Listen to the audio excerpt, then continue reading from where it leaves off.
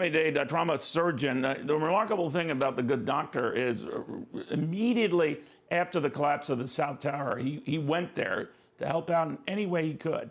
This is the first day he has taken any time off. They were actually ordering him to do so.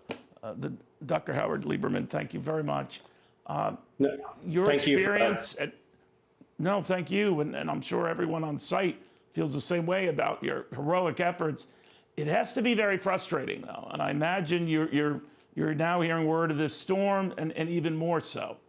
How are you feeling right now?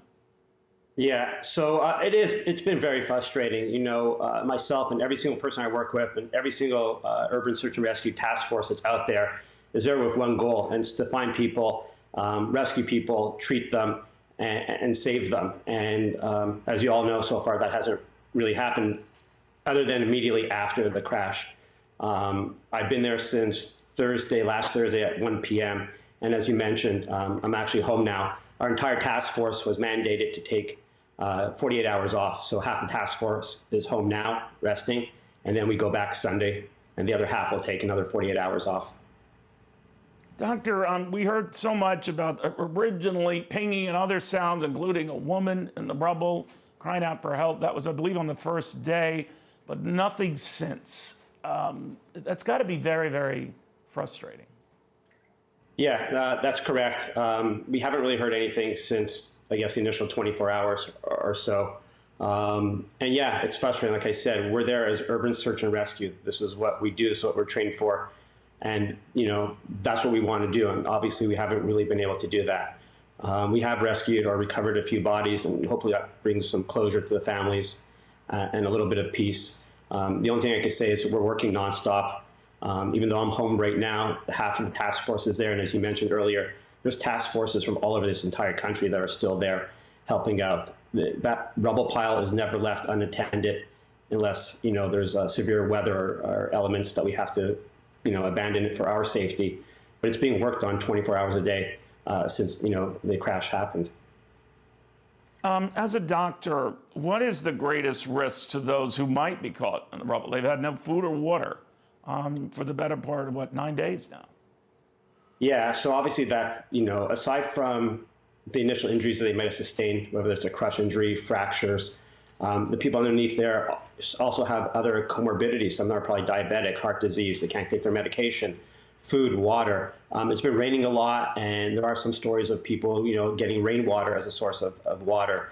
Other people have had been fortunate enough to be in an area where they've been collapsed next to their kitchen, so they have some food and things like that. But you know, that's kind of rare.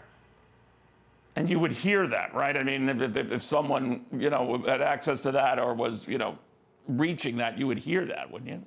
I guess it all depends on how far down and what floor they're on. I mean, we have 12 stories of a building condensed to about 4 stories. So it's difficult. We do have specialized equipment. We have cameras. We have infrared. We're using drone technology. You know, everything that you could possibly think of is available to us, and we have been using it. You know, Doctor, there have been all these reports, and that's what it keeps these rescue operations going, where a little girl in Haiti had to survive close to 3 weeks in the rubble after an earthquake. Other stories like that. I mean, so that's what people hold out for. Is that really possible, though? Yeah, I mean, it's not necessarily something that's common, but like you said, we hear these stories, and this is what we all, you know, keep in our mind. We don't really think about all the negative things. We strive on that one rescue that we know that someone got rescued, you know, 2 weeks ago or so after being buried for 2 weeks. That's sort of what we focus on. I mean, I work at a hospital here in Miami, Jackson Memorial Hospital, and the slogan is "Miracles Made Daily," and that's sort of what, you know, that's my mindset. You know, they you know, told you to rest, doctor. They were, you know, going too much, too fast, and nonstop. But something tells me you're itching to get back there, and I'm just wondering what your own plans are. Yeah, you're 100% right. I think every single one of us, you know, none of us want to take a break. You know, we're forced to take a break, and as a doctor, I think that's the right thing. I think for our mental health, our physical health, this is, you know, this is South Florida. It's summertime. It's ridiculously hot. It's humid. the work the guys are doing, and I got to experience that up on the rubble pile with them, with the jackhammers and the power tools and just digging by hand. It's exhausting. Our shift is midnight to noon. It's ridiculously intense. But yet we all want to get back. We all want to go and help. And you're right. I mean, I'm going back tomorrow about 8 o'clock in the morning. And in terms of my long-term plans, whatever my task force leaders tell me and however long they need me there, I'll have to make arrangements and I'll be there. I wouldn't want to be anywhere else, honestly. You are remarkable. But doctor, I know you don't like to brag. I mean, but it stands out in this day and age. But thank you so much. Dr. Howard Lieberman, the Miami-Dade trauma surgeon, very active at this collapse scene, hours after it collapsed. So we'll keep you posted.